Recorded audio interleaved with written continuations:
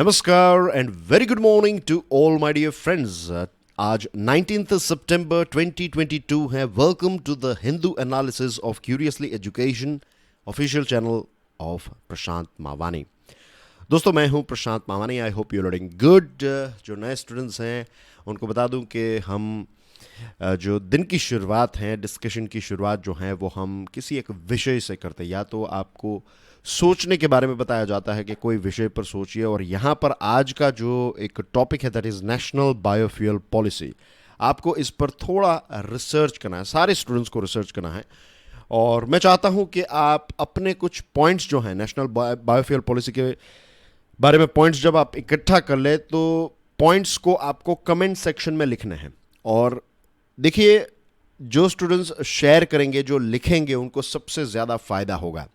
जो सिर्फ पढ़ेंगे ऐसा सोचकर कि कोई और मेहनत करेगा और हम स्मार्ट वर्क करके, तो देखिए, there is no shortcut, right. Hard work से अच्छी कोई शॉर्टकट है ही नहीं।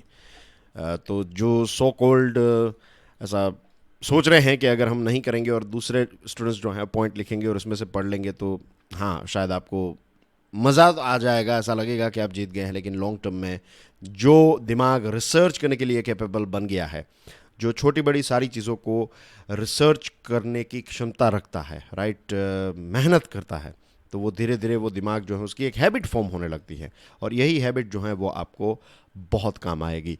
बाय द वे, एक इसी विषय पर मैंने एक वीडियो बनाया है। एक बहुत ही इंपॉर्टेंट टॉपिक है biofuel alliance. Click the popup button if you want to watch the full video. ये हमारी चैनल पर अवेलेबल है, India to launch biofuel alliance. और 1G 2G और 3G बायोफ्यूल्स में क्या डिफरेंस होता है वो भी मैंने समझा दिया है, राइट। आज हमारे टेबल पर दोस्तों 5 इंपॉर्टेंट टॉपिक्स हैं। इसमें सबसे पहले हम बात करने वाले हैं era of war is over के बारे में। द हिंदू का ये आर्टिकल है, SCO मीटिंग के साथ जुड़ा हुआ है। फिर सेकंड जो है, ये एक बहुत ही इंटरेस्टिंग आर्टिकल है, राइस, व्हीट और शुगर जो हैं इसके एक्सपोर्ट्स पर जो एक रोक लगा दी है, तो क्यों रोक लगाने की ज़रूरत नहीं है। एक थोड़ा डीप मीनिंग वाला टॉपिक है, इसको देखेंगे। फिर आदर पूनावाला साहब जो हैं, सीरम इंस्टीट्यूट ऑफ इंडिया के हेड, तो उन्होंने कोविड-19 वैक्सीनेशन की पूरी जो ड्राइव है और भारत ने क्या सीखा, भारत ने क्या क्या किया, तो एक बहुत ही इंपॉर्टेंट ऐसे पॉइंट ऑफ व्यू से आप देखें इसको, राइट। ऐसे के पॉइंट ऑफ व्यू से भी बहुत इंपॉर्टेंट टॉपिक है। आपको इंटरव्यू में भी ऐसा प्रश्न पूछा जा सकता है कि भारत के बड़े अचीवमेंट्स क्या है एज फार एज कोविड-19 फाइट इज़ कंसर्न्ड। और फोर्थ जो है, ये रशिया यूक्रेन वॉर के साथ जुड़ा हुआ टॉपिक है, बहुत इंपॉर्टेंट है। और फिफ्थ जो है, ये geo politics without geo economics, a fools errand, the Hindu का ये आर्टिकल है। तो इतने 5 इंपॉर्टेंट विषय पर आज हम विस्तार से चर्चा करने वाले हैं। Era of war is over.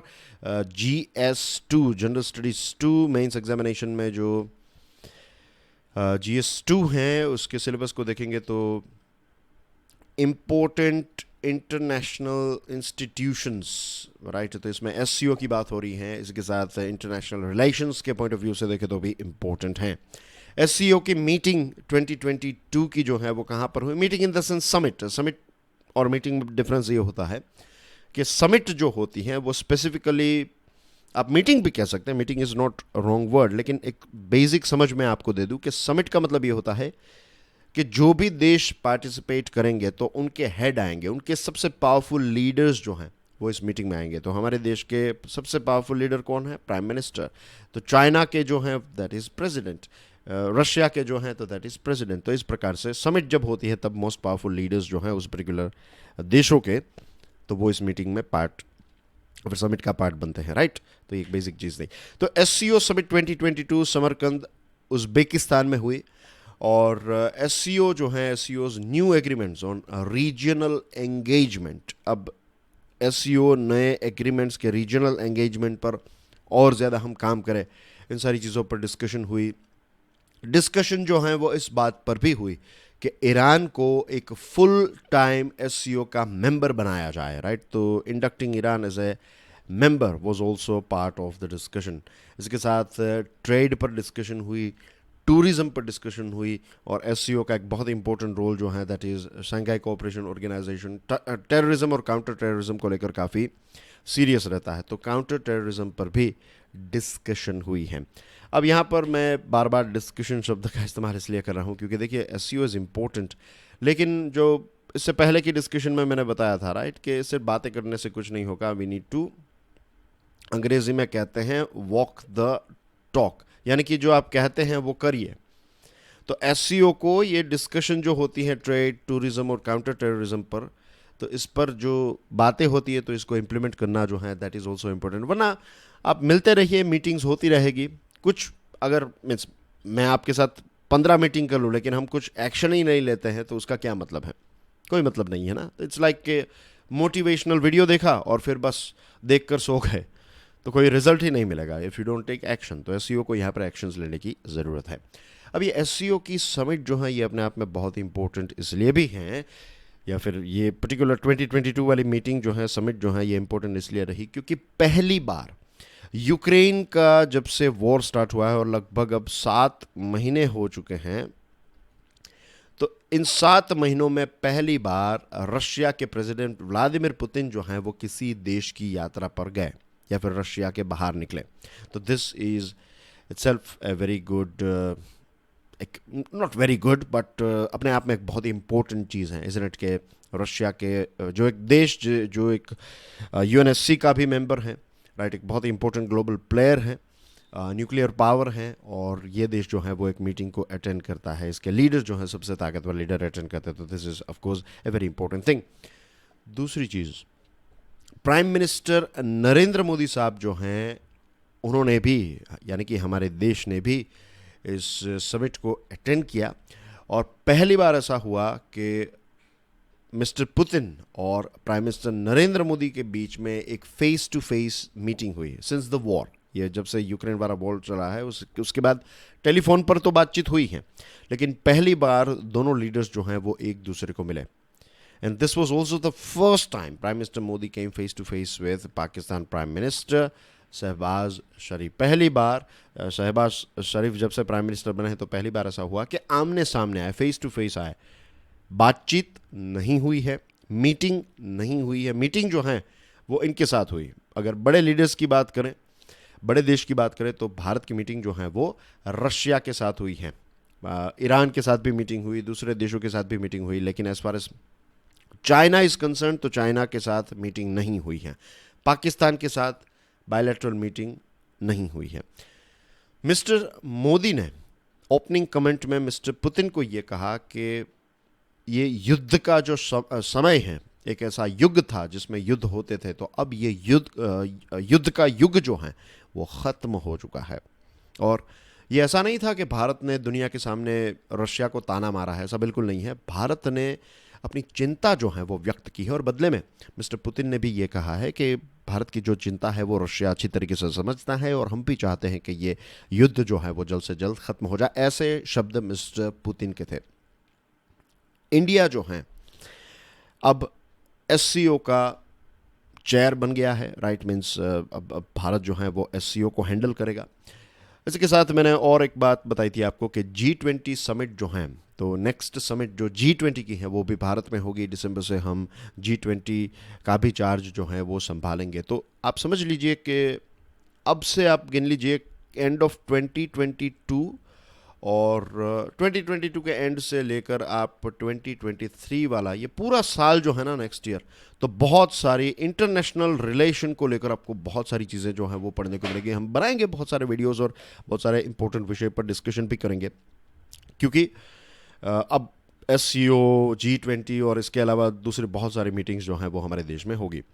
India needs to ensure the participation of all SCO members including China and Pakistan despite tensions. तो SCO की समिट जो हमारे देश में होगी, तो we have to make sure, हमें डिप्लोमेटिकली आज से ही तैयारी करना स्टार्ट कर देनी होगी कि we have to make sure कि हमारे यहाँ पर जब SCO की मीटिंग हो, G20 की मीटिंग हो, तो उसमें चाइना आए, SCO की मीटिंग हो तो चाइना और पाकिस्तान दोनों इसमें पार्ट लें। तो ये बहुत इंपॉर्टेंट है हमारे लिए। भारत ने एससीओ को ये भी कहा है कि जो यूरेशियन रीजन है तो उसमें कनेक्टिविटी पर एससीओ को जोर देना चाहिए, और ये चीज़ हम कैसे करेंगे? ये चीज़ हम वाया चाबहार पोर्ट अचीव करेंगे। चाबहार पोर्ट कहाँ पर है? ईरान में है राइट, और यूएसए के सैंक्शंस ईरान पर लगे हुए हैं, जो कादसा मैंने कई बार आपको समझाया है right, countering countering adversaries through sanctions act, ऐसा कुछ इसका फुल फॉर्म होता है। अभी याद नहीं आ रहा है पूरा फुल फॉर्म, लेकिन ऐसा ही होता है, काउंटरिंग अमेरिकन, नहीं, काउंटरिंग एडवर्सरीज थ्रू सैंक्शंस, ऐसा कुछ है इसका फुल फॉर्म। आप देख लीजिएगा, अभी मुझे याद नहीं आ रहा है, मीन्स आएगा तो अभी मैं बोल दूंगा, बट एनीवे।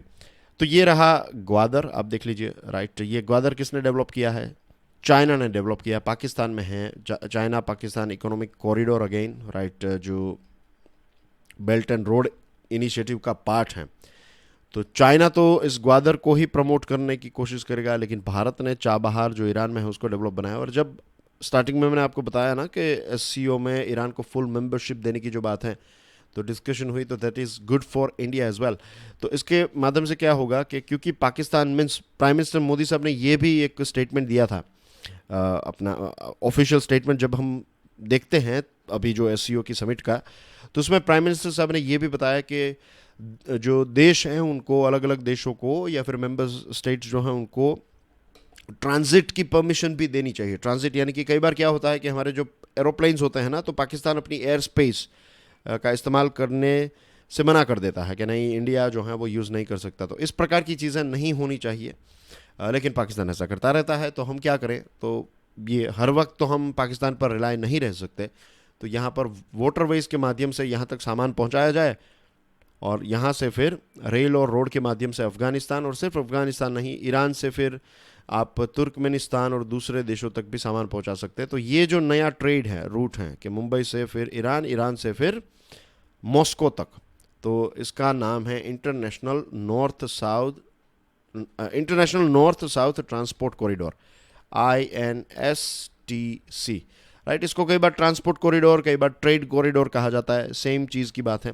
जो नॉर्मल रूट है, आप देखिए, यहाँ से होकर फिर रेड सी से ये जो सुएज कैनाल है, फिर मेडिटेरेनियन इंग्लिश चैनल, सॉरी, ये जिब्राल्टर, फिर इंग्लिश चैनल, यहाँ से घूमकर इतना सारा ट्रैवलिंग करना, तो कितना समय भी लगता है, ज़्यादा फ्यूल भी लगता है, कॉस्टली है। और ये जो है वो कॉस्टली नहीं है। और इससे क्या दूसरा फ़ायदा होगा, जो मैंने कहा, यूरेशियन रीजन, यूरोप और एशिया जहाँ पर मिलता है, तो ये जो रीजन है, तो इस रीजन के बीच में भी कनेक्टिविटी जो है वो काफ़ी बढ़ जाएगी, राइट। ट्रेड और ये सारी चीज़ें जो हैं वो और ज़्यादा होगा इन सारे देशों के बीच में। तो ये विन विन होगा सारे देशों के लिए, ख़ास करके एससीओ के, ये ज़्यादातर जो सेंट्रल एशिया के, मध्य एशिया के, जो उज़्बेकिस्तान, तुर्कमेनिस्तान, किर्गिस्तान, ये सारे देशों को काफ़ी फ़ायदा होगा। भारत को भी ऑफकोर्स फ़ायदा होगा, इसमें कोई डाउट है ही नहीं। टेररिज्म पर, अब टेररिज्म पर ऑफकोर्स क्या होता है, इस पर मैं और ज़्यादा गहराई में नहीं जाऊंगा। एक बात बताऊंगा, आपको समझ में आ जाएगा। यूनाइटेड नेशन सिक्योरिटी काउंसिल में चाइना क्या करता है, बार बार पाकिस्तानी आतंकवादियों को बचा लेता है। तो ऐसा नहीं होना चाहिए, एससीओ को इस पर जोर देने की ज़रूरत है, और भारत को एक अच्छा बैलेंस बनाना होगा। एक तरफ यूएसए और यूरोपियन यूनियन का कोएलिशन बन गया है, दूसरी तरफ रशिया और चाइना का कोएलिशन बन गया है। तो हमें तो सारे देशों के साथ स्ट्रेटेजिक ऑटोनॉमी को मेंटेन करते हुए, हमारी सामरिक स्वतंत्रता का ध्यान रखते हुए, हमें ये सारे अलग अलग ग्रुप्स के साथ डील करना है। तो ये हमारे रास्ते निकालते जाने हैं और आगे बढ़ते रहना है, दैट्स इट। इसमें बहुत ही सिंपल अगर मैं बात बताऊँ तो यही है, चाहे एससीओ हो, चाहे क्वाड हो, या फिर कोई भी और ग्रुप क्यों ना हो। हमारा लॉन्ग टर्म फ़ायदा क्या है, हमारे देश को हित में ध्यान में रखते हुए हमें इसमें काम करना है। This is how world works. यही इसी प्रकार से डिप्लोमेटिक वर्ल्ड जो है वो काम करता है। इसमें ऐसा नहीं है कि हम स्पिरिचुअलिटी में जो सीखते हैं कि हम दूसरों के भला करें, ये वो करें, ये सारी चीज़ें डिप्लोमेटिक वर्ल्ड में नहीं होती हैं। यहाँ के रूल्स एंड रेगुलेशंस जो हैं वो कुछ अलग है। बट एनीवे, आई होप ये एससीओ वाला जो फर्स्ट टॉपिक था, इसके बहुत सारे पॉइंट्स, राइट, ये आर्टिकल में इतने सारे पॉइंट्स नहीं होते हैं, लेकिन एड ऑन के तौर पर मैंने बहुत सारे पॉइंट्स आपको समझा दिए हैं। तो आप समझ लीजिए कि ये पूरी जो मीटिंग है उसका जिस्ट जो है, मोस्ट इंपॉर्टेंट पॉइंट्स आपको मिल गए हैं। अगर कोई नई चीज़ आएगी इसमें, ऑफकोर्स हम डिस्कस करेंगे। दोस्तों, अब बात करते हैं low stocks of rice, wheat and sugar should not put India to curb exports. GS3 agriculture के साथ जुड़ा हुआ ये टॉपिक है। राइस, व्हीट और शुगर के प्रोडक्शन की बात करें तो लगभग पिछले आप 10-12 सालों का अगर आंकड़ा देखेंगे तो आपको ये देखने को मिलेगा कि भारत में ये तीनों कमोडिटीज़ का प्रोडक्शन जो है वो काफ़ी अच्छी क्वांटिटी में हो रहा है। इनफैक्ट इतना हो रहा है कि हमारा जितना कंजम्पशन है, जितना यहाँ पर खपत होता है, उससे कई गुना ज़्यादा हम यहाँ पर पैदा करते आए हैं। And one of the reason is के इन सारी चीज़ों पर एमएसपी मिलती है, तो किसान जो है वो नया रिस्क उठाना नहीं चाहते। वही चीज़ जो वो सालों से कंटिन्यूशन में करते आए हैं वही चीज़ को कंटिन्यू करते हैं, दैट इज़ चावल की खेती करना, गेहूँ की खेती करना, शुगर केन की खेती करना। और अनफॉर्चुनेटली कई बार ऐसा भी होता है कि विदर्भ एरिया जो महाराष्ट्र में है, तो वहाँ पर पानी की शॉर्टेज है और वहाँ के किसान जो हैं वो गन्ने की खेती करते हैं। अब शुगर केन यानी कि गन्ने की खेती जो है उसको बहुत ज़्यादा पानी चाहिए, गन्ने को उगाने के लिए बहुत ज़्यादा पानी चाहिए। और ये ऐसे रीजन्स में हो रहा है क्योंकि जहाँ पर नॉट ऐसे रीजन्स में हो रहा है जहाँ पर पानी की शॉर्टेज है। तो ऐसा क्यों हो रहा है? One of the reason is MSP. और किसान जो हैं वो दूसरे नए रिस्क जो हैं वो उठा नहीं रहे हैं, नए मीन्स क्रॉप डाइवर्सिफिकेशन नहीं कर रहे हैं, दूसरे क्रॉप्स को ट्राई नहीं कर रहे हैं। बट एनीवे आज का हमारा विषय जो है वो ये नहीं है, लेकिन एड ऑन तो हम डिस्कस करते ही जाते हैं, इज़न्ट इट? नई नई चीज़ों को सीखते जाते हैं और गहराई में जाने की कोशिश करते हैं। ओके, तो प्रोडक्शन जो है वो काफ़ी ज़्यादा होने की वजह से हमारे गोडाउन्स जो हैं वो ओवरफ्लो होते रहते हैं, right? Food corporation of India के गोडाउन्स की तस्वीरें कई बार आती हैं कि बारिश हो गई और बारिश के बाद बहुत सारे गोडाउन्स जहाँ पर ये गेहूं की बोरियां थी, चावल, जो भी अलग अलग चीज़ें स्टोर की जाती है, तो कई बार ऐसा होता है कि बारिश की वजह से वो डैमेज हो जाती हैं, सड़ जाता है अनाज, राइट? चूहे और दूसरे ऐसे पेस्ट आकर उसको खा जाते हैं, लेकिन लोगों के पेट तक, लोगों के टेबल तक ये अनाज नहीं पहुंचता है। सारे नहीं, लेकिन बहुत सारे हमारे देश में आज भी ऐसे बहुत सारे लोग हैं जो भूखा सोते हैं, भले ही सर्वेज में और उन सारी चीज़ों में ना आए। लेकिन आप अपना ही शहर देख लीजिए, आप अपना ही टाउन देख लीजिए, राइट? गांव में तो ये सिचुएशन नहीं होती है, फॉर्चुनेटली, अच्छी बात है कि गांव में तो ऐसा नहीं होता है। लेकिन टाउन में आप देखेंगे, सिटीज़ में आप देखेंगे, तो आपको बहुत सारे ऐसे लोग मिलेंगे जो रास्तों पर सोते हैं। और ऐसा हम क्लेम नहीं कर सकते कि वो भरपेट खाना खाकर ही सोते हैं। तो ये एक सिचुएशन है। तो यहाँ पर फूड का जो मैनेजमेंट है, ये जो हमारे पास अगर गोडाउन भरे हुए हैं और लोग भूखे सो रहे हैं, दैट मीन्स मैनेजमेंट की कमी है। अगर अमेज़ोन के पास प्रोडक्ट हैं, जस्ट इमेजिन कीजिए कि अमेज़ोन जो कंपनी है, जो दुनिया की सबसे बड़ी लॉजिस्टिक्स कंपनी है, राइट? आपको लगेगा कि ये ऑनलाइन मार्केट है, लेकिन it is more logistics rather than online. Means in the sense के दिखने में लगता है कि ये एक ऑनलाइन मार्केट प्लेटफॉर्म है, लेकिन हकीकत में बहुत ही बड़ी लॉजिस्टिक्स कंपनी है। तो अमेज़ोन के पास अगर कोई सामान है और उसकी डिमांड है तो अमेज़ोन पहुंचा ही देगा। क्यों? क्योंकि अमेज़ोन के पास वो मैनेजमेंट कैपेसिटी है, वो लॉजिस्टिक्स कैपेसिटी है। तो यही चीज़ हमें भी डेवलप करने की ज़रूरत है। ओके, ये भी एक अलग पॉइंट हो गया। अब हमारा देश जो है, इसके पास ज़्यादा प्रोडक्शन, ज़्यादा क्वांटिटी में ये अनाज होने की वजह से हम सिग्निफिकेंट एक्सपोर्टर भी बन गए हैं। तो ये भी एक पॉजिटिव चीज़ है, राइट? ये एक पॉजिटिव चीज़ है कि हम एक्सपोर्टर बन गए। अब देखिए 2021-2022 के एक्सपोर्ट्स के आंकड़े, $9.7 बिलियन के राइस एक्सपोर्ट किए, $4.6 बिलियन की शुगर और $2.1 बिलियन के गेहूं भारत ने एक्सपोर्ट किए। But those surpluses suddenly seem a past story. अब ऐसा लग रहा है कि ये जो सरप्लस यानी कि जो एक्स्ट्रा क्वांटिटी हमारे पास थी, अब धीरे धीरे ये मीन्स अभी ऐसा लग रहा है कि अब उतना ज़्यादा स्टॉक जो है वो हमारे पास नहीं बचेगा। 1 सितंबर की बात करें तो पिछले 6 सालों का सबसे कम वीट का स्टॉक जो है वो हमें देखने को मिला है। और मिल्स की बात करें तो नई शुगर की सीज़न जो है वो अक्टूबर से स्टार्ट हो जाएगी, तो पुराना जो स्टॉक है वो कैरी फॉरवर्ड होगा। और यहाँ पर भी ये कहा जा रहा है कि जो स्टॉक है वो पिछले 5 सालों का सबसे लोवेस्ट है when it comes to sugar.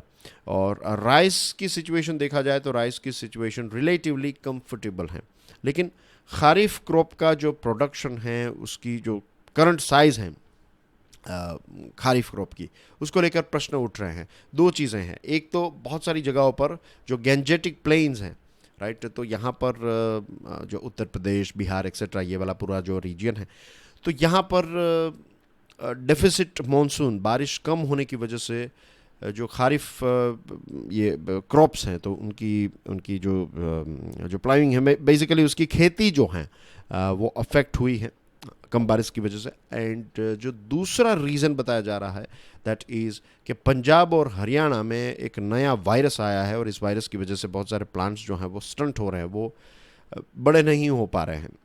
तो इसकी वजह से प्रोडक्शन, ये दो बड़ी चीज़ें अभी फ़िलहाल हैं, एक तो कम बारिश और दूसरा ये वायरस, इसकी वजह से प्रोडक्शन जो है वो अफेक्ट हो रहा है। तो खारिफ का जो आउटपुट होगा वो भी शायद कम होगा। और लो वीट का मतलब ये है, अगर आपके पास कम गेहूं है दैट मीन्स आपको पब्लिक डिस्ट्रीब्यूशन सिस्टम में कोई और चीज़ प्रोवाइड करनी पड़ेगी, तो ज़्यादा राइस जो है वो प्रोवाइड करने पड़ेंगे, तो इससे भी क्वांटिटी जो है वो कम होगी। सेंट्रल गवर्नमेंट जो है वो थोड़ी चिंतित है, क्योंकि कंज्यूमर फूड इन्फ्लेशन, एनुअल जो हमारा कंज्यूमर फूड इन्फ्लेशन है वो 7.62% रहा, राइट। और सीरियल्स का अगर हम देखें तो 9.57% इन्फ्लेशन है, तो ये बहुत ही ज़्यादा है। और मिड मई में क्या किया सेंट्रल गवर्नमेंट ने, वीट के एक्सपोर्ट्स पर एक बैन लगा दिया। और ऑफ कोर्स उसके पीछे रीज़न ये भी था, यूक्रेन और उसका वॉर स्टार्ट हो गया, और अब ये यूक्रेन और रशिया दोनों देश जो हैं वो मिलकर कितना 25% जितना वीट जो है वो पैदा करते हैं। तो ये दोनों देश युद्ध में हैं। गेहूं की काफ़ी ज़्यादा डिमांड हो गई थी, प्राइस भी अच्छी मिल रही थी, लेकिन फिर लगा कि स्टॉक हमारे पास कम ना हो जाए, हमारे देश में प्राइसेस की इंक्रीज़ ना हो जाए, तो इसको ध्यान में रखते हुए सरकार ने फिर इस पर एक बैन लगा दिया था। लास्ट वीक सरकार ने जो ब्रोकन राइस हैं और इसके साथ साथ जो नॉन बासमती शिपमेंट्स हैं, non para boiled non basmati shipments, तो इन पर 20% ड्यूटी लगा दी है, राइट। और जो तो बेसिकली सरकार जो है वो नहीं चाहती कि आप हम राइस को भी एक्सपोर्ट करें। शुगर के साथ भी ऐसा ही हुआ था। मई 24 मई की बात करें तो शुगर जो है वो पहले free means free in the sense you can freely export it, लेकिन अब इसको रिस्ट्रिक्टेड कैटेगरी में रखा गया है। और आने वाले समय में इस पर जो एक स्टॉक लिमिट होती है, स्टॉक लिमिट कितना आप एक्सपोर्ट कर सकते हैं, तो स्टार्टिंग में 5 मिलियन टन ही अलाउ किया जाएगा। उसके बाद धीरे धीरे देखा जाएगा कि कैसे प्रोडक्शन हुआ है, उसको ध्यान में रखते हुए सरकार जो है वो एक्सपोर्ट की छूट देगी। तो वीट फियास्को जो हुआ, वीट फियास्को में क्या था कि युद्ध की वजह से भारत ने दूसरे देशों को वीट सप्लाई करने की शुरुआत तो की, फिर लगा कि प्रोडक्शन इतना अच्छा नहीं हुआ है because of this March heat wave, तो क्वांटिटी जो है वो हमारे पास उतनी ज़्यादा नहीं रहेगी, तो उसको ध्यान में रखते हुए फिर वीट एक्सपोर्ट पर बैन लगाया। तो यही एक गलती जो है, स्टार्टिंग में राइस और शुगर को हम एक्सपोर्ट ना करें, ये चीज़ मीन्स इस चीज़ को लेकर सरकार जो है वो घबराई हुई है कि भाई वीट फियास्को जो हुआ यही चीज़ जो है वो राइस और शुगर के साथ ना हो। But we have to understand this thing कि ये तीनों कमोडिटीज़ जो है इसका इतना ज़्यादा प्रोडक्शन हमारे देश में क्यों हो रहा है। One of the reason is, जैसे मैंने आपको स्टार्टिंग में बताया कि MSP, राइट, जो मिनिमम सपोर्ट प्राइस जो है वो इस चीज़ पर मिलती आई है, तो इसकी वजह से यही चीज़ जो है वो किसान उगाते रहे हैं। अब हमें ये भी पता है कि हमें और ज़्यादा ऑयल सीड्स, पल्सेस यानी कि दालें, और कम पानी से उगाए जा सके ऐसे क्रॉप्स, जैसे कि जो हम कहते हैं कोर्स ग्रेन्स, राइट, ये बाजरा है, रागी है, ये सारी चीज़ें हमें और ज़्यादा उगाने की ज़रूरत है, क्योंकि हमारी जो डाइट्स हैं उसको भी डाइवर्सिफाई करने की ज़रूरत है। क्या होता है कि गेहूं और चावल ये सारी चीज़ों से पेट तो भर जाता है, लेकिन बाकी की जो माइक्रो न्यूट्रिएंट और ये सारी माइक्रो न्यूट्रिशन और ये सारी चीज़ें हमें नहीं मिलती हैं। तो क्रॉप डाइवर्सिफिकेशन से ही हम माइक्रो न्यूट्रिशन को अचीव कर पाएंगे। और शुगर केन, पैडी यानी कि राइस और वीट पर जो MSP मिल रही है, अब दूसरे ऐसे क्रॉप्स पर भी MSP मिलेगी, तो किसान जो हैं वो इनको उगाना मीन्स उसको फ़ायदे का सौदा लगेगा कि नहीं ये भी उगाएंगे, और मार्केट में भी इसकी डिमांड रहती है, राइट। तो इसमें डाइवर्सिफिकेशन करने की ज़रूरत है। अगर हम मैनेजमेंट करें अच्छा स्टॉक का, तो सप्लाई जो है अभी पिछले 5 साल 6 साल का जो स्टार्टिंग में बताया कि उससे कम स्टॉक है, लेकिन इतना भी कोई बड़ा चैलेंज जो है वो हमारे सामने नहीं है। ऐसा नहीं है कि हम भूखे मर जाएंगे, it's not like that. Proper management stock का, इंटेलिजेंट स्टॉक मैनेजमेंट जो है इसकी आवश्यकता है हमारे देश में। कोविड-19 वैक्सीनेशन, ये आर्टिकल जो है ये आदर पूनावाला साहब ने लिखा है, जो सीरम इंस्टीट्यूट ऑफ इंडिया के हेड हैं, और ये आपके GS3 साइंस एंड टेक्नोलॉजी और डिज़ास्टर मैनेजमेंट के पॉइंट ऑफ व्यू से भी काफ़ी इंटरेस्टिंग आर्टिकल हैं। कोविड-19 के 2.5 साल जो अभी गुजरे हैं, तो इसमें जो चीज़ें हमने सीखी हैं एज ए कंट्री, राइट, कि हमने रेजिलियंस को डेमोन्स्ट्रेट किया, डिटर्मिनेशन, राइट, स्ट्रेंथ, ये सारी चीज़ें जो हैं ये अपने आप में एक बहुत बड़ी चीज़ है, मीन्स बहुत बड़ा अचीवमेंट है भारत के लिए। ये एक और चीज़ यहाँ पर ऐड करना चाहूँगा दोस्तों, हम कहते हैं ना कि जो फॉरेन डायरेक्ट इन्वेस्टमेंट से एक नई कंपनी भारत में आएगी और लेट्स से सबमरीन बनाएगी, तो इससे जॉब्स जनरेट होगी, ये सारी चीज़ें तो हैं, लेकिन मोस्ट इंपॉर्टेंट चीज़ जो है वो ये है कि जो नॉलेज हमें मिलेगी, जो एक्सपीरियंस हमें मिलेगा, राइट, नॉलेज एक्सपीरियंस यहाँ पर इंपॉर्टेंट इसलिए कि सबमरीन जो है उसको बनाने का एक्सपीरियंस हमें एक ऐसे देश से मिलेगा जो उसमें एक्सपर्ट हैं। तो यहाँ के कितने सारे लोग जो हैं उनको वो नॉलेज मिल जाएगी, और फिर उसको हम कहाँ पर नहीं ले जा सकते। तो ये जो रेजिलियंस, डिटर्मिनेशन, स्ट्रेंथ और जो भी चैलेंजेस भारत ने फेस किए, पूरे देश ने जो फेस किए, तो उसमें से हम जो बाहर निकले, और ये जो चीज़ है ये अपने आप में एक बहुत बड़ा एकम्प्लिशमेंट है।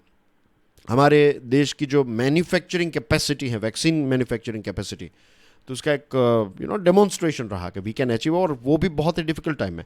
Research and development, innovations, trials, ये सारी चीज़ों को लेकर भी, और पब्लिक प्राइवेट पार्टनरशिप के प्राइवेट इंस्टीट्यूशंस जो हैं वो गवर्नमेंट के साथ मिलकर देश को बचाने में मदद करते हैं। तो ये अपने आप में बहुत बड़ी अचीवमेंट है।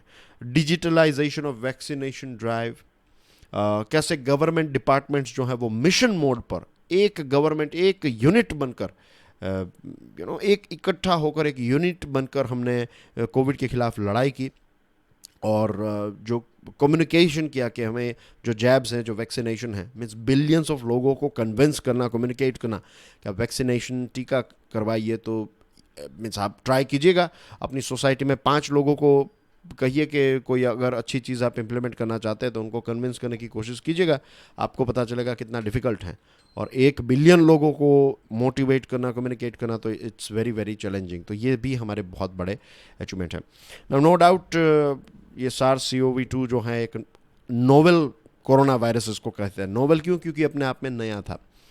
तो ऐसे समय में वैक्सीन को ढूंढना, वैक्सीन बनाना, ये ह्यूमैनिटी के लिए भी एक बहुत बड़ी बात थी कि इसकी वैक्सीन को ढूंढना। अभी तक 10 साल जितना तो मिनिमम लगता था एक वैक्सीन को बनाने में, 1-1.5 साल के अंदर ये वैक्सीन बना ली, तो अपने आप में एक बहुत बड़ा अचीवमेंट किया ह्यूमैनिटी ने। और भारत के जो वैक्सीन मेकर्स हैं, प्राइवेट और पब्लिक, आप दोनों को मिला लें तो 2 बिलियन डोजेस जो हैं वो हमने किए। 2 बिलियन यानी कि आप देखा जाए तो लगभग थर्ड ऑफ ह्यूमैनिटी हमने कवर कर ली। और 2 बिलियन यानी कि हमारे अगर एक एक डोज देने की बात होती तो थर्ड ऑफ ह्यूमैनिटी को कवर करने जितने डोजेस हमने किए। और आंकड़े देखेंगे हम आगे कितने आंकड़े हमने अचीव किए हैं। कोविन का जो प्लेटफॉर्म डिजिटल बैकबोन रहा वैक्सीनेशन ड्राइव में, एस जयशंकर साहब का एक वीडियो काफ़ी फेमस हुआ है, शॉर्ट, कि वो अपने बेटे को जब मिले अमेरिका में तो पता चला कि उनके बेटे ने सर्टिफिकेट दिखाया, राइट, फिजिकल एक कागज़ था उनके पास कि मैंने वैक्सीनेशन लिया, और एस जयशंकर साहब ने डिजिटली दिखाया ऐप पर कि देखिए मेरा वैक्सीनेशन हो गया है, ये रहा मेरा सर्टिफिकेट। तो इतना डिफरेंस है कि डेवलप देश जो हैं वो, उनके पास बैकबोन डिजिटल सिस्टम नहीं थी, और भारत ने डिजिटल सिस्टम के माध्यम से we all have applied for it. तो आपको बताया ये कैसे काम कर रहा है। अच्छी बात यह है कि अब ये यूनिवर्सल वैक्सीनेशन प्रोग्राम में भी इसका इस्तेमाल होगा, कि कोविन का यूज़ जो है उसके लिए अब बच्चों के लिए जो इंद्रधनुष और दूसरी जो स्कीम्स चलती रहती हैं, तो इन सारी चीज़ों को भी अब कोविन के माध्यम से हम यूज़ कर पाएंगे। तो चाहे अगर फ्यूचर की इमरजेंसी हो या फिर वेल प्लान्ड प्रोग्राम हो, कोविन एक वैल्यूएबल प्लेटफॉर्म भारत के लिए बन गया, और ये कोविड में हमने बनाया। Vaccine research, in vaccine making a science so complex the first is not necessarily the best. अब सोचिए कितना चैलेंजिंग रहा होगा सरकार के लिए कि अगर कोई साइंटिस्ट उस टाइम पर ये कहते हैं कि ये वैक्सीन मिल गई है, तो उस वैक्सीन पर भरोसा करना, डिसीजन लेना कि नहीं चलो आगे बढ़ते हैं इसमें। आप सोचिए, it's very very difficult. Just आप प्राइम मिनिस्टर मोदी की जगह पर होते, मैं, आप, कोई भी, तो वो कितना डिफ़िकल्ट डिसीजन होता, राइट। तो ये सारे रिस्क, और इस आर्टिकल में प्राइम मिनिस्टर मोदी साहब की काफ़ी तारीफ की है, no doubt about it, right. एक बहुत ही अच्छी लीडरशिप जो है वो उन्होंने डेमोन्स्ट्रेट की। देखिए यहाँ पर कोई बीजेपी का कैंपेन नहीं चल रहा है। अगर अच्छी बात होती है तो वो उसको कहा जाता है, यहाँ पर हम डिस्कस करते हैं कि नहीं अच्छा काम किया है, अच्छा काम नहीं किया होता है तो उसकी निंदा भी होती है, राइट। लेकिन लॉजिकली ऐसा ही किसी पर इल्ज़ाम लगाने का काम जो है वो एजुकेशनल इंस्टीट्यूशंस को नहीं करना चाहिए, ऐसा मेरा मानना है। तो एक एथिक्स की लाइन है कि अगर कुछ गलत है तो गलत कहते हैं, अच्छा है तो फिर अप्रिशिएट भी करते हैं, राइट। तो दिस इज़ द थिंग, तो इसमें कोई डाउट नहीं है, प्राइम मिनिस्टर मोदी साहब ने काफ़ी अच्छी तरीके से पूरे कोविड के समय को, डिफ़िकल्ट समय को अच्छी तरीके से हैंडल किया। याद रखिएगा, फिर कई बार आजकल लोग मस्ती भी करते हैं कि वो थाली बजाई थी लोगों ने, वो दिए जलाए थे, ये वो और बहुत सारी दूसरी बातें, पर it was a novel corona virus वाला फेज, तो नहीं पता था कर क्या होगा। लेकिन ऐसे समय में एक जो भी लीडरशिप है, राइट, लीडरशिप ने होप तो दिया, आशा की किरण तो दिखाई। अगर ऐसा कहते थे कि हम सब मर जाने वाले हैं, आपको जो करना कीजिए, तो क्या होता, तो आशा देना, होप देना मीन्स ऐसे समय में भी होप को मेंटेन करना, यही लीडरशिप की एक मोस्ट इंपॉर्टेंट क्वालिटी है जो उन्होंने डेमोन्स्ट्रेट की। ओके, ड्रग रेगुलेटरी सिस्टम, जिसको बहुत ही जनरली लथार्जिक कहा जाता है, बहुत वक्त लगता है हमारे देश में, ये वो एक्सेट्रा, लेकिन ड्रग रेगुलेटरी सिस्टम ने भी काफ़ी अच्छी तरीके से ड्रग्स का ट्रायल्स, ये वो सारी चीज़ें कंप्लीट हुई, और फटाफट जैसे ही सारी चीज़ें सेफ और साउंड थी तो फिर परमिशन दे दी, राइट। और सारे stakeholders, media, local influencers, civil societies, international level के लोगों ने भी लोगों को अवेयर करने में काफ़ी मदद की, राइट। साइंस की बातें लोकल लोग, राइट, जो आम आदमी समझ पाए ऐसी भाषा में लोगों को समझाया। ट्रांसपेरेंट कम्युनिकेशन कैसे किया जा सकता है वो भी डेमोन्स्ट्रेट किया। और देखिए यहाँ पर आंकड़े, सेकंड मोस्ट पॉपुलेटेड देश है हमारा, 96.7% लोग ऐसे हैं जिनको फर्स्ट डोज मिल चुका है, 89.2% को सेकंड डोज मिल चुका है, और 18.7 करोड़ बूस्टर डोज जो है वो हमारे देश में दिए गए हैं। ह्यूमन डेवलपमेंट रिपोर्ट 2022 जो है वो ये कहता है कि 20 मिलियन मृत्यु जो है ग्लोबली, हम जो इसको अवॉइड कर पाए हैं, 20 मिलियन डेथ्स, यानी कि 2 करोड़ लोगों को बचा पाए because of COVID-19 vaccination program, and India played a very important role in this one. Russia-Ukraine war, general studies to international relations की बात करें तो दोस्तों, अभी यूक्रेन का ये क्लेम कि उसने रशिया को हरा दिया है, अरे यस, यूक्रेन का ये क्लेम कि उसने रशिया को हरा दिया है, this is a too early statement, अभी कुछ फाइनल नहीं हुआ है। लेकिन ये बात तो हकीकत है कि ज़ेलेंस्की साहब जो हैं वो अभी ये इज्यूम नाम की एक जगह जो है वहाँ पर गए थे, और वो इतना नज़दीक है रशिया से कि रशियन मिसाइल जो है वो इजीली उनको टारगेट कर सकती थी। तो यू कैन सी कि कुछ एरियाज जो रशिया के पास आ गए थे स्टार्टिंग में, अब वापस यूक्रेन ने उनसे ये छीन लिए हैं। और बहुत सारे वीडियोस और फोटोग्राफ्स भी आ रहे हैं कि रशियन आर्मर्ड व्हीकल्स जो हैं उनको ऐसे ही छोड़कर रशिया जो है वो चला गया है। तो बहुत सारी जगहों पर रशिया को मुंह की खानी पड़ी है, राइट। बहुत सारी जगहों पर रशिया की भी हार हुई है, बहुत सारे एरियाज़ में रशिया जो है वो कुछ नहीं कर पा रहा है।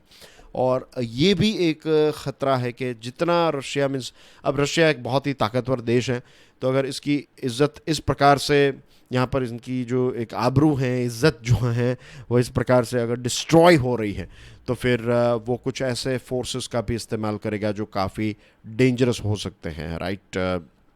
और बहुत सारे लोग ये भी कह रहे हैं कि नहीं, आप फोर्स का इस्तेमाल जो है वो कीजिए, इस यूक्रेन को कुचल दीजिए, and that they have not used there full potential against Ukraine. ये भी लोग कह रहे हैं कि अभी हमने अपने यार फुल पोटेंशियल का इस्तेमाल ही नहीं किया, हम तो बस ऐसे ही हल्के फुल्का ही हमने अपना ताकत जो है उसका प्रदर्शन किया है। तो ये भी हकीकत है कि फुल फ्लेज नहीं किया, लेकिन वी डोंट वांट कि रशिया जो है अपनी पूरी ताकत मसल फ्लेक्सिंग करे। पुतिन साहब ने जो स्टार्टिंग में गैम्बल ये सोचा था कि ये ऐसे ही हार जाएगा, 1-2 हफ्ते के अंदर घुटने टेक देगा, तो ऐसा बिल्कुल नहीं हुआ है, राइट। यूक्रेन के लीडर और यूक्रेन के लोगों ने काफ़ी अच्छी तरीके से रशिया का सामना किया है। और ये बात भी सच है कि व्लादिमीर पुतिन जो हैं उन्होंने यूक्रेनियंस की कैपेसिटी जो है उसको अंडर एस्टिमेट किया।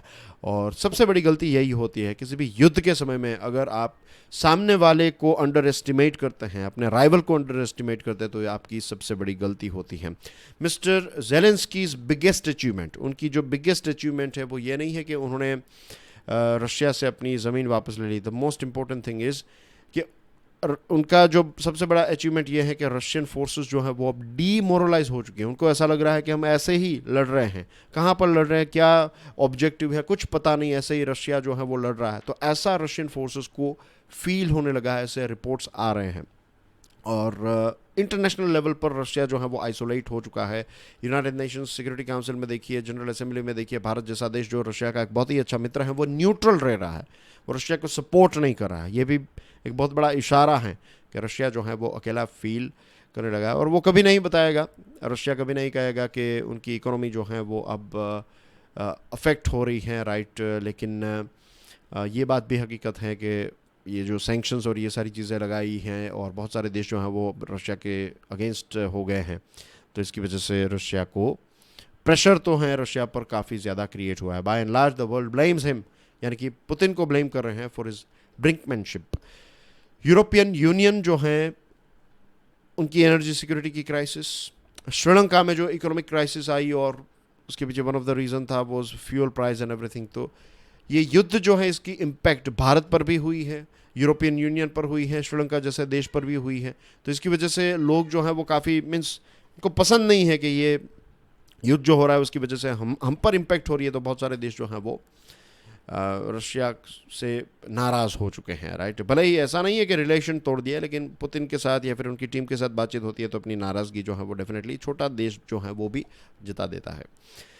किसी भी सिचुएशन में वेपन्स ऑफ मास डिस्ट्रक्शन का इस्तेमाल नहीं होना चाहिए। We have to make sure. इसमें मोस्ट इंपॉर्टेंट रोल प्ले कर सकता है यूनाइटेड नेशंस को इसमें बीच में आकर ये युद्ध जो है इसको रोकने की ज़रूरत है, क्योंकि सबसे ज़्यादा अगर कोई इसमें सबसे ज़्यादा प्रभावित होगा डायरेक्टली तो दैट इज़ यूक्रेन के लोग जो हैं वो सबसे ज़्यादा प्रभावित होंगे। जस्ट इमेजिन कि यूक्रेन को वापस फिर से अपने पैरों पर खड़ा करने के लिए कितना समय लगेगा। तो लेट्स होप कि यूएन जो है वो इस युद्ध को आने वाले समय में जल्द से जल्द इसको रोक दे। That is good for every one of us. Geopolitics without geoeconomics, a fool's errand। Happymon Jacob Hindu में आर्टिकल लिखते हैं, काफ़ी इंटरेस्टिंग आर्टिकल है ये। GS2 अगेन इंटरनेशनल रिलेशनशिप के साथ जुड़ा हुआ। I am going to be very quick here, इतनी कोई डीप मीनिंग वाली इसमें ऐसा नहीं है, लेकिन इंपॉर्टेंट बात यहाँ पर बताई है। आज के ज़माने में जियोपॉलिटिक्स और जियो इकोनॉमिक्स जो हैं वो एक दूसरे के साथ लिंक्ड हैं, एक दूसरे के साथ सिंक्ड हैं। आप सिर्फ जियोपॉलिटिक्स करते रहेंगे लेकिन उन देशों के साथ जियो इकोनॉमिकल रिलेशनशिप डेवलप नहीं करेंगे तो आप जियोपॉलिटिकल रिलेशनशिप को एक लिमिट तक ही ले जा सकते हैं, उससे ऊपर लेवल तक नहीं ले जा पाएंगे, क्योंकि आप सिर्फ उसके साथ मिलिट्री ड्रिल्स कर रहे हैं या फिर कोई पार्टनरशिप कर रहे हैं कि यहाँ पर ये करेंगे वो करेंगे etcetera. Partnership in the sense के जियोपॉलिटिकल लेवल पर, लेकिन जियो इकोनॉमिकल लेवल पर कुछ नहीं है। ट्रेड नहीं हो रहा है, पीपल टू पीपल कॉन्टैक्ट, ये सारी चीज़ें नहीं हो रही, तो रिलेशनशिप जो है वो काफ़ी लिमिटेड होता है। तो यहाँ पर ये बताया है कि भारत जो है वो इंडो पैसिफिक और क्वाड और ये सारी चीज़ों के माध्यम से ये इंडो पैसिफिक रीजन में छाना चाहता है, मीन्स अपने आप को स्प्रेड करना चाहता है, अपना प्रभुत्व जो है वो बढ़ाना चाहता है। लेकिन we have to geoeconomics और जियो पॉलिटिक्स को दोनों को साथ में लेकर चलना पड़ेगा। और यहाँ पर यह भी कहा गया है कि भारत में इन दोनों चीज़ों को अलग माना जाता है, मीन्स ऐसा उनका कहना है इस आर्टिकल के माध्यम से कि टॉप लीडरशिप जो है वो जियो इकोनॉमिक्स और जियो पॉलिटिक्स को अलग देख रही हैं, इनको एक साथ या फिर सिंक्रोनाइजेशन में नहीं देख रही हैं। और यहाँ पर एग्जांपल ये दिया गया है कि जो IPEF है, इंडो पैसिफिक इकोनॉमिक फ्रेमवर्क, जो USA लेड एक ग्रुप है, तो इसके ट्रेड पिलर को भारत ने ज्वाइन नहीं किया। भारत ने कहा कि हम इसके ट्रेड पिलर को ज्वाइन नहीं करेंगे, हम इसकी supply chain, tax and anti corruption और क्लीन एनर्जी, ये 3 चीज़ों को ज्वाइन करने के लिए तैयार है, लेकिन ट्रेड पिलर को ज्वाइन करने के लिए भारत जो है वो तैयार नहीं है। तो यहाँ पर एग्जांपल ये है कि अगर हम IPEF में ट्रेड नहीं करेंगे, ट्रेड पिलर को ज्वाइन नहीं करेंगे, तो इसमें जो इंडो पैसिफिक के जो देश हैं उनके साथ हम ट्रेड नहीं कर पाएंगे, तो ये भारत के लिए एक बहुत बड़ा लॉस होगा। और ऐसा ही कुछ जो है वो भारत ने RCEP में किया था। लेकिन मेरे पर्सनल व्यूज़ ऐसे हैं कि regional comprehensive economic partnership Bharat ने ज्वाइंट इसलिए नहीं किया क्योंकि चाइना के साथ अगर हम फ्री ट्रेड एग्रीमेंट कर लेते, क्योंकि RCEP say about free trade agreement, तो वैसे ही डेफिसिट हमारा काफ़ी ज़्यादा था, ट्रेड डेफिसिट चाइना के साथ 100 बिलियन के आसपास रहता था। अगर फ्री ट्रेड एग्रीमेंट कर लेते चाइना के साथ तो फिर सारा का सारा चाइना का सामान जो है वो हमारे देश में मिलने लगता और हमारी इंडस्ट्रीज़ जो हैं उनका क्या होता। तो भारत ने एक अच्छा डिसीजन लिया मुझे लगता है RCEP को ज्वाइन ना करके। 2019 से मोदी सरकार जो है वो फ्री ट्रेड एग्रीमेंट पर काफ़ी जोर दे रही है, UAE पर हमने जोर दिया। अब भारत की पूरी स्ट्रेटजी यही है। अगर आप ऑब्जर्व करेंगे ऑस्ट्रेलिया के साथ, यूरोपियन यूनियन के साथ, UK के साथ, दूसरे ऐसे देश हैं उनके साथ भी हम फ्री ट्रेड एग्रीमेंट करना चाहते हैं। अल्टीमेट हमारा एम है कि हम USA के साथ फ्री ट्रेड एग्रीमेंट साइन करें। तो अब हम मल्टीपल ग्रुप्स के माध्यम से नहीं जाना चाहते। भारत कहता है कि हम 1-to-1 बायलैटरल लेवल पर जाएंगे। तो ये हमारी भारत की स्ट्रेटजी है। अब देखते हैं ये कैसे रिजल्ट प्रोड्यूस करती है। अभी से हम ऐसा नहीं कह सकते ये फेल स्ट्रेटजी है, अच्छी स्ट्रेटजी है। UAE के साथ तो हमने कर लिया, ऑस्ट्रेलिया के साथ, और अब दूसरे देशों के साथ, यूरोपियन यूनियन के साथ बातचीत चलेगी, यूके के साथ बातचीत जो है वो चल रही है। World's 5th largest economy Bharat जो है, और भारत अगर लेट्स से दूसरे ऐसे ग्रुप्स के साथ ट्रेड नहीं करेगा तो फिर लॉस होगा। और जहाँ जहाँ पर भारत नहीं रहेगा वहाँ वहाँ पर चाइना जाकर अपना जो अपने रूट्स जो हैं उसको और ज़्यादा डीप करता जाएगा। तो ये यहाँ पर एक आर्ग्यूमेंट जो है वो दी गई है। There is an attempt, however, feeble by countries such as US to economically decouple from China and to create forums without China on board, the IPEF being one such example. USA कुछ ऐसे groups बना रहा है जहाँ पर जिन platforms पर China ना हो, और IPEF जो है वो ऐसा ही ग्रुप है, तो भारत को इसमें एम्ब्रेस करना चाहिए। And staying out of IPEF is a bad idea because global supply chain और ये जो रीजनल US लेड ये IPEF ग्रुप है, तो भारत को जो फ़ायदा मिलेगा बिजनेस का वो भारत मिस करेगा। इस प्रकार की चीज़ें यहाँ पर कही गई। और बहुत लोग ये भी कहते हैं कि चाइना के बाहर कंपनी जो निकल रही है वो भारत में आ रही है। ऐसा नहीं है। आज भी हमारे यहाँ पर जो इंटरनल चीज़ें हैं, इन्वेस्टमेंट और बिजनेस एनवायरनमेंट को लेकर बहुत सारे इश्यूज़ हैं, उनको सॉल्व करने की ज़रूरत है। राइट, एग्जिट चाइना जो हो रहा है तो उसमें से बहुत सारी कंपनीज जो हैं वो वियतनाम जैसे देश में जा रही हैं, भारत में नहीं आ रही हैं। तो हमारा एनवायरनमेंट को हमें और improvement, environment in the sense जो बिजनेस एनवायरनमेंट है, ईज़ ऑफ डूइंग बिजनेस को और ज़्यादा इम्प्रूव करने की ज़रूरत है। और इकोनॉमिक रिलेशनशिप अगर हम देशों के साथ बिल्ड नहीं करेंगे तो जो हमारी एक्ट ईस्ट पॉलिसी जो है वो फिर से लुक ईस्ट ना बन जाए कि सिर्फ हम देखते रहें, ऐसा ना हो। तो जैसे मैंने स्टार्टिंग में बताया, इंडो पैसिफिक और क्वाड जो है वो सिर्फ भारत भी कहता आया है कि मिलिट्री अरेंजमेंट नहीं है, इंडिया ने कई बार ये कहा है। तो क्या है ये, राइट? तो सिर्फ अगर मिलिट्री अरेंजमेंट्स नहीं है तो क्या है, तो इसकी भी एक क्लैरिफिकेशन जो है वो होने की ज़रूरत है। ये CPTPP comprehensive and progressive agreement for trans Pacific partnership, USA ने इसको स्टार्ट किया था, फिर USA इसमें से निकल गया। अब जापान जो है वो दूसरे देशों को इकट्ठा करके रख रहा है, तो कि हम जो है ना वो ये इसमें भी 10-15 देश हैं CPTPP में। ये काफ़ी न्यूज़ में रहता था, कई सालों से न्यूज़ में इतना एक्टिव नहीं है, तो USA ने इसको छोड़ दिया। अब चाइना इसको ज्वाइन करना चाहता है, तो चाइना ज्वाइन करे उससे पहले क्या भारत को इसको ज्वाइन करना चाहिए, इस प्रकार के ऑप्शंस के बारे में सोचना चाहिए टॉप लीडरशिप को। इस प्रकार की चीज़ें जो हैं वो आपको इस आर्टिकल में देखने को पढ़ने को मिलती हैं। और India should also proactively lobby to become a part of mineral security partnership. ये USA लेड 11 मेंबर का ग्रुप है जो क्रिटिकल मिनरल्स जो हैं तो इनकी सिक्योर सप्लाई चेन बनाने की बात है इस ग्रुप में। तो डेफिनेटली भारत को इसमें बनना चाहिए, राइट। मैं कहूँगा कि यस, मिनरल सिक्योरिटी पार्टनरशिप जो है तो भारत को इसमें एक मेंबर बनने की कोशिश जो है वो करनी चाहिए। क्रिटिकल मिनरल्स जो हैं बहुत इंपॉर्टेंट होते हैं बहुत सारी इंडस्ट्रीज़ के लिए, तो ऐसे groups, but I am sure, right, Bharat जिस प्रकार से बायलैटरल लेवल पर जा रहा है, अलग अलग ग्रुप्स को ज्वाइन कर रहा है, तो भारत ये सारी चीज़ों को ध्यान में रखते हुए ही चल रहा है। बट फिर भी ये आर्टिकल में कुछ चीज़ें जो बताई गई हैं तो इस पर भी सरकार को सोचना ही चाहिए। आपके लिए एक प्रश्न है दोस्तों कि हाल ही में कौन से देश ने महिलाओं के लिए, वे महिलाएं जिनकी एज 40 से कम है, तो इनके लिए state funded IVF, state funded यानी कि सरकार अब IVF का खर्चा उठाएगी, तो किस देश ने ये शुरुआत की है? जापान, डेनमार्क, पोलैंड या फिर साउथ कोरिया? आंसर जो है वो कमेंट सेक्शन में देना है। रिसर्च वाला टॉपिक जो मैंने आपको बताया तो उसकी चीज़ें भी आपको कमेंट सेक्शन में प्रोवाइड करनी है। और वीडियो पसंद आया हो तो share it with other students. Channel को सब्सक्राइब करना ना भूलें। I will see you soon with some interesting videos. Till then, god bless you all. जय हिंद।